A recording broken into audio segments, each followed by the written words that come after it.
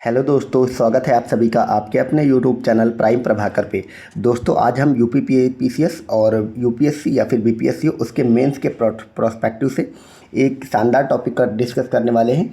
वो हमारा टॉपिक है आर्टिकल 19 बनाम सामाजिक सद्भाव और न्यू आईटी रूल्स 2021। तो जो न्यू आईटी रूल 2021 थे वो क्या थे उनको हम देखेंगे, ठीक है।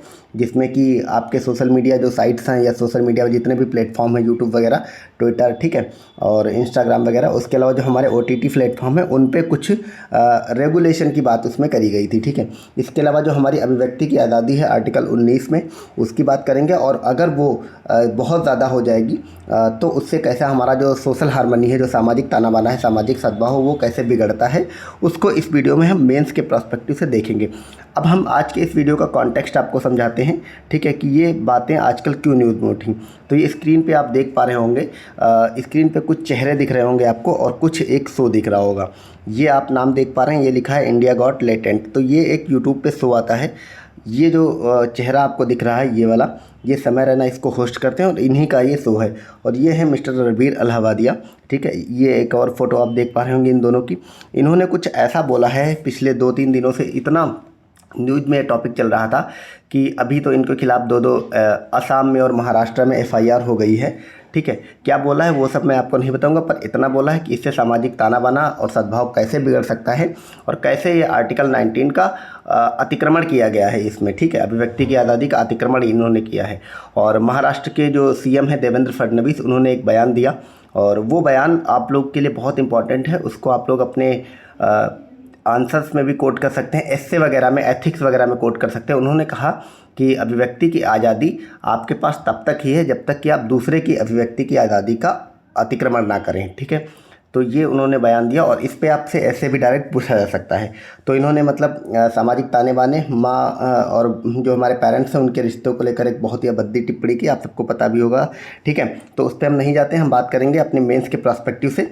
तो क्या प्रोस्पेक्टिव हमारा रहेगा आर्टिकल 19 बनाम सामाजिक सद्भाव बनाम जो न्यू आईटी रूल्स हैं उनको लेकर, ठीक है। तो उसमें क्या हम आगे सुधार कर सकते हैं, सुप्रीम कोर्ट की क्या क्या गाइडलाइंस हैं, कंप्लीट हम अध्ययन करेंगे। तो और इस एक मतलब वीडियो के बाद आपको इससे संबंधित कोई भी प्रश्न अगर मिलेगा कभी भी एग्जाम में तो उसको आप सही करके आएंगे। तो सबसे पहले हम देखेंगे आर्टिकल 19 यानी कि जो अभिव्यक्ति की स्वतंत्रता है वो क्या है, ठीक है। तो आर्टिकल 19 जो है उसमें 6 तरह की स्वतंत्रताएं आपको दी गई हैं। सबसे पहले तो हम उसको देखेंगे। तो आर्टिकल 19(1)(a), ठीक है। तो आर्टिकल 19(1)(a) की अगर हम बात करें तो ये इसी में आ जाती है हमारी अभिव्यक्ति की स्वतंत्रता, यानी कि जो बोलने की आज़ादी है हमारी, ठीक है। जो प्रेस की स्वतंत्रता है ये आप याद रखेंगे, ये इसी अभिव्यक्ति की स्वतंत्रता के तहत आती है। तो ये आर्टिकल 19 हमको पता है क्या है, ये सब हमारे फंडामेंटल राइट हैं जिसको कि कोई राज्य जो है वो हमसे ले नहीं सकता, ठीक है। फिर अगला आता है, इसको हम 19(1)(b) कर मतलब 1B कर लेंगे।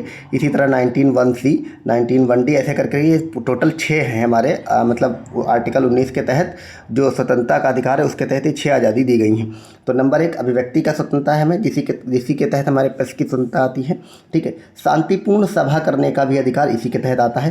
संघ या संगठन बनाने का अधिकार आता है। भारत के किसी भी भाग में स्वतंत्र रूप से आवागमन का अधिकार भी इसी के तहत आता है। अब आपको अगर इस संदर्भ में क्वेश्चन देखने को मिले तो आप लोग इस तरह से मत लिखिएगा। आप लोग मतलब जैसे अगर 6 हैं तो इस तरह के डायग्राम ऐसे बना करके और यहाँ से एरो निकाल करके इन सभी को छोटा सा डिस्कस कर देंगे, मतलब बता देंगे। फिर अगला जो 5वां है हमारा वो है किसी भी स्थान पर बसने और निवास का अधिकार और कोई भी व्यवसाय, व्यापार और पेशा अपनाने का अधिकार। तो ये 6 जो हैं हमें स्वतंत्रताएं दी गई हैं आर्टिकल 19 के तहत। अब एक आर्टिकल उसी के तहत हमारा आता है आर्टिकल 19(2). तो अनुच्छेद जो 19(2) है उसके तहत जो सरकार है वो इस पर लगाती है युक्त प्रतिबंध। इसको उचित प्रतिबंध या युक्त निर्बंधन बोलते हैं। आप ऐसे शब्द यूज करेंगे तो अच्छा मतलब इम्प्रेशन पड़ता, तो युक्त निर्बंधन करेंगे। तो 19(2) के तहत सरकार जो है सार्वजनिक व्यवस्था, इन मुद्दों को आप बहुत अच्छे से लिखेंगे अपने एग्जाम में। सार्वजनिक व्यवस्था, शालीनता, नैतिकता, संप्रभुता और राष्ट्रीय सुरक्षा को ध्यान में रखते हुए इस पर कुछ प्रतिबंध लगा सकती है, ठीक है। अभी हम इन प्रतिबंधों को और डिटेल में करेंगे क्योंकि मेंस के हम प्रोस्पेक्टिव से देख रहे हैं। यहाँ पे एक लाइन लिखी गई है और ये लाइन जो है आप इंट्रो में यूज कर सकते हैं कि आर्टिकल 19 केवल एक कानूनी प्रावधान यानी कि लीगल प्रोविज़न नहीं है, बल्कि भारत के लोकतंत्र यानी कि डेमोक्रेटिक कंट्री होने में भी इसकी एक बहुत अहम भूमिका है, क्योंकि आप कुछ भी बोल सकेंगे, आपको अभिव्यक्ति की आज़ादी है, ये लोकतंत्र की पहचान है। यह भारत के सभी नागरिकों को अपनी राय व्यक्त करने, सत्ता की आलोचना करने जैसे बहुत सारे ज़रूरी राइट्स प्रदान करता है। ठीक है, अब जो इसमें जो प्रतिबंध थे उनको हम बहुत डिटेल में देखने वाले हैं, क्या क्या प्रतिबंध इसमें लगाए गए हैं। ठीक है, जैसे भारत की संप्रभुता और क्षेत्रीय अखंडता को खतरे में डालने वाले कार्यों को रोकने के लिए इन पर प्रतिबंध लगाया जा सकता है।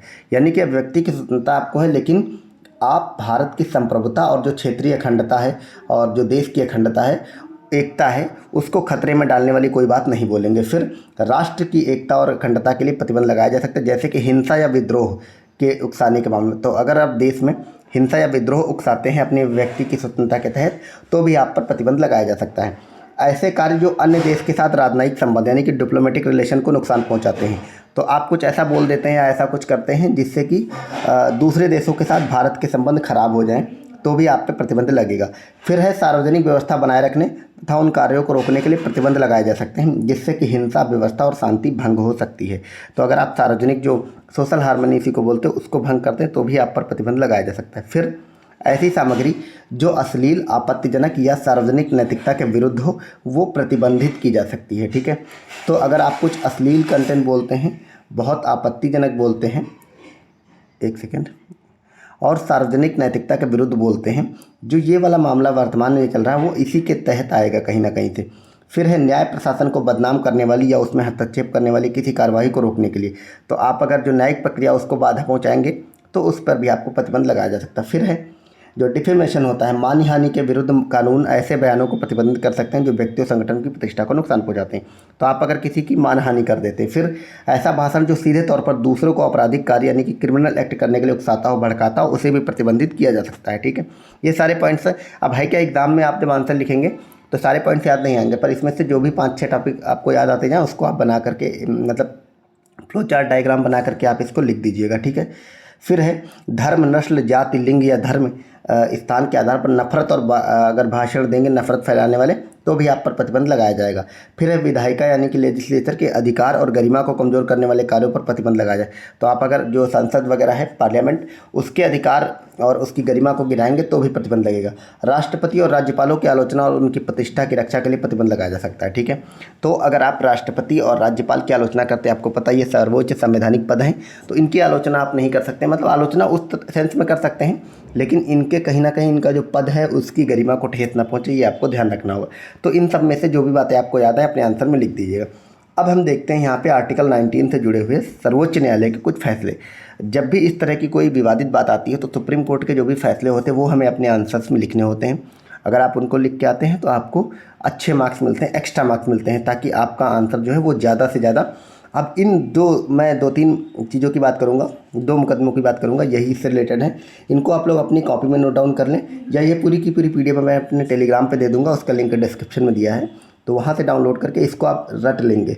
जहाँ पे भी इस तरह की बात है कि इन 2 केस को आप जरूर लिख के आएंगे। एक मुकदमा था RC कपूर बनाम भारत संघ 1970। ठीक है, इस मामले में सुप्रीम कोर्ट ने संपत्ति के अधिकार को फंडामेंटल राइट के रूप में बरकरार रखा था, लेकिन यह भी स्पष्ट किया गया था कि यह पूर्ण अधिकार नहीं है।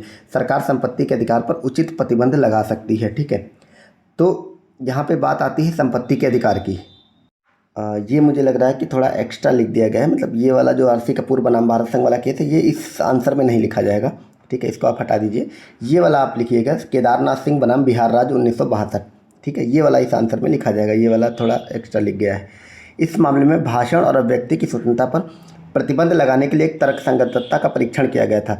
इसने भारतीय दंड संहिता की धारा 124 से आपको पता है मतलब राजद्रोह पे लगती है, जो राजद्रोह से संबंधित है। इसकी संवैधानिक वैधता को भी बरकरार रखा गया था, लेकिन स्पष्ट किया गया था कि राजद्रोह का आरोप केवल तभी लगाया जा सकता जब हिंसा या सार्वजनिक अव्यवस्था भड़काई गई हो। तो आप इस वाले केस का जिक्र करिए, बहुत इंपॉर्टेंट है। इसको जैसे ही आप जिक्र करेंगे तुरंत आपके एग्जामिनर जो है आपका नंबर बढ़ा देगा कि केदारनाथ सिंह बनाम बिहार राज्य 1962। ठीक है, इसमें क्या किया गया था कि 124A जो राजद्रोह की धारा है उसको बरकरार रखा एक तो सुप्रीम कोर्ट ने, और दूसरे ये भी स्पष्ट कर दिया कि इसको ऐसे नहीं कि कोई आपकी सरकार की आपकी नीतियों की आलोचना कर रहा है तो आप लगा दोगे। बल्कि आप केवल और केवल तभी लगाएंगे जब हिंसा या सार्वजनिक अव्यवस्था भड़काई गई हो। तो ये इस मुकदमे का जिक्र जरूर करें।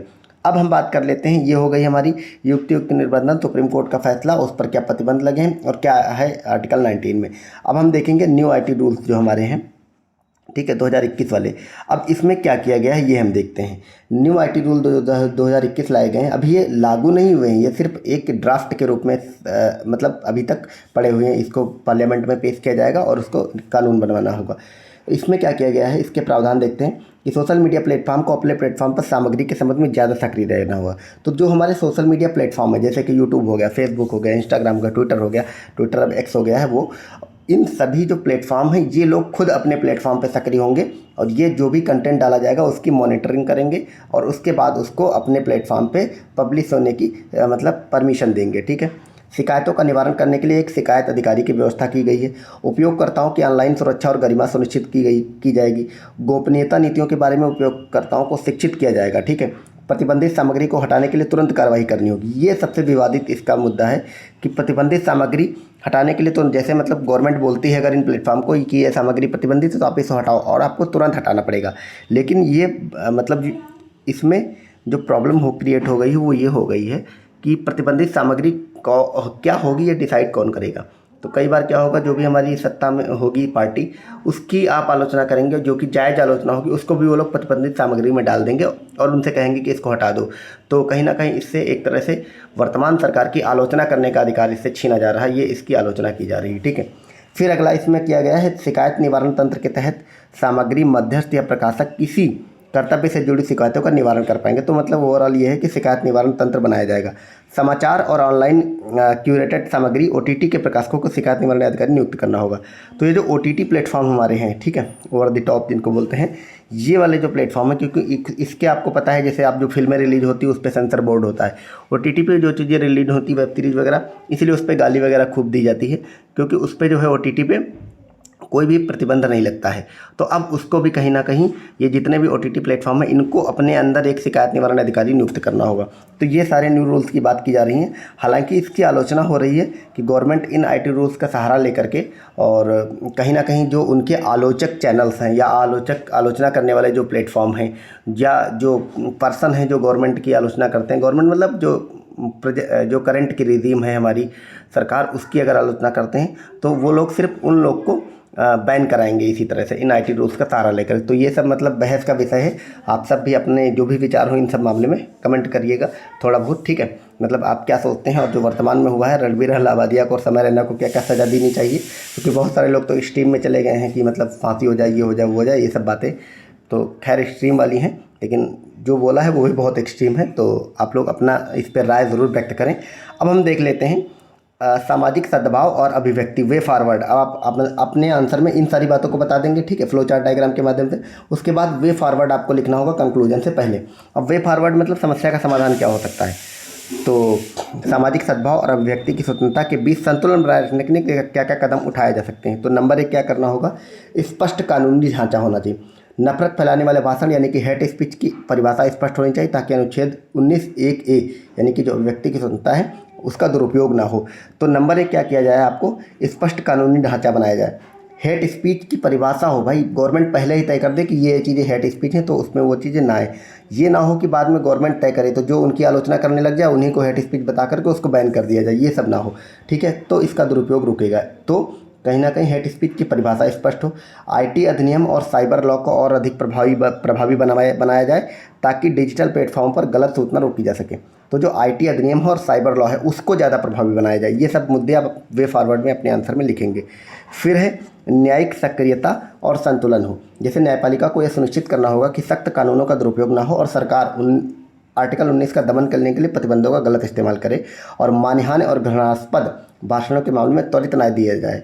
तो इसमें न्यायिक सक्रियता दिखानी होगी। गवर्नमेंट जब भी आर्टिकल 19 का दमन करने के लिए प्रतिबंधों का गलत इस्तेमाल करे और इन रूल्स का दुरुपयोग करे तो गवर्नमेंट पे सख्ती कौन दिखाए, न्यायपालिका दिखाए, ठीक है।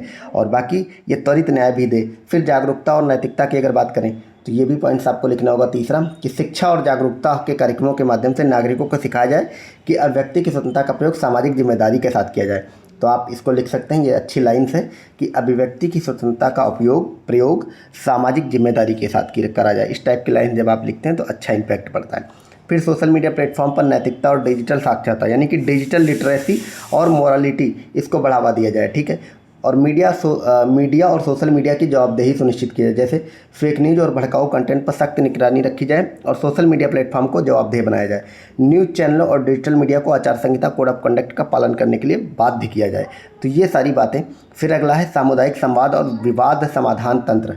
तो सामुदायिक संवाद किया जाए, विभिन्न समुदायों के बीच संवाद समन्वय बढ़ाने के लिए सरकार और नागरिक संगठनों को मिलकर काम करना होगा। ये सारे पॉइंट्स आप लिख के आइएगा, आंसर में अच्छा नंबर मिलेगा।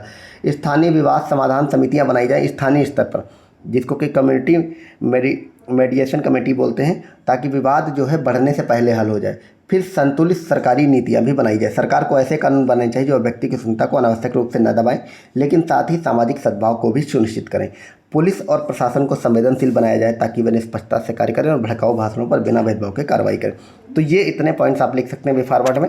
मैंने 7-8 पॉइंट बताए, आपको जो जो याद है एग्जाम में लिख के आइएगा, ठीक है। अब हम निष्कर्ष में चलते चलते ये लिख सकते हैं कि व्यक्ति की स्वतंत्रता लोकतंत्र की आत्मा है, लेकिन इसका दुरुपयोग सामाजिक सद्भाव को नुकसान पहुंचा सकता है। इसलिए कानूनी सुधार, जागरूकता, मीडिया की जवाबदेही और न्यायिक सक्रियता के माध्यम से इसे संतुलित बनाए रखना आवश्यक है। आप सिर्फ इतना कंक्लूजन लिख के आएँ तो बहुत ही संतुलित ही आपका कंक्लूजन रहेगा। एग्जामिनर को मतलब आपका आंसर एंड करते करते बहुत मज़ा आ जाएगा। एक संतुलित दृष्टिकोण से ही भारत में लोकतंत्र और सामाजिक समरसता एक संतुलित दृष्टिकोण से ही भारत में लोकतंत्र और सामाजिक समरसता दोनों को संरक्षित किया जा सकता है। तो आप इतना लिख करके आइए, निष्कर्ष ये बहुत शानदार है। तो इसमें हमने, चूँकि हमारी PDF 9 पेज की है और वो उसमें दूर दूर लिखा हुआ बड़ा बड़ा आप एग्जाम में लिखेंगे और इसको वेब फ्लो चार्ट डायग्राम वगैरह बनाएंगे तो ये आपका 2 पन्नों में आ जाएगा, ठीक है। और इसमें बड़ा बड़ा लिखा भी गया, ऊपर फोटो भी ऐड है, तो ये सब चीज़ें जैसे देखना है। तो ये सब मुद्दा था और ये बहुत ही हॉट टॉपिक था आजकल चल रहा 2 दिनों से। तो हम लोग को जो न्यूज़ में चल रहा है या जो दिखाया जा रहा है उससे ज़्यादा ज़रूरी क्या है कि ये सब चीज़ें मतलब आप अपने एग्ज़ाम में कैसे लिख सकते हैं, क्योंकि इतना ज़्यादा न्यूज़ में है तो ज़रूर पूछा जाएगा आपके मेंस के एग्ज़ाम में, ठीक है। बाकी आप सबकी जो भी राय हो इन सब से रिलेटेड, उसके लिए भी आप सब कमेंट करके ज़रूर बताएं, अपनी राय ज़रूर दें। और क्या इन लोग को क्या इन सबको जो है, क्योंकि इन्होंने जो बोला है वो तो मतलब एक्सट्रीम है और उसको किसी भी तरह से किसी भी एक्सक्यूज़ के साथ स्वीकार नहीं किया जा सकता। तो आप लोग के हिसाब से संविधान के दायरे में रहते हुए इनको क्या मैक्सिमम सज़ा दी जानी चाहिए या दी जा सकती है, वो सब आप लोग कमेंट करें, आपकी जो भी राय हो। मिलते हैं अगले वीडियो में। Thank you so much.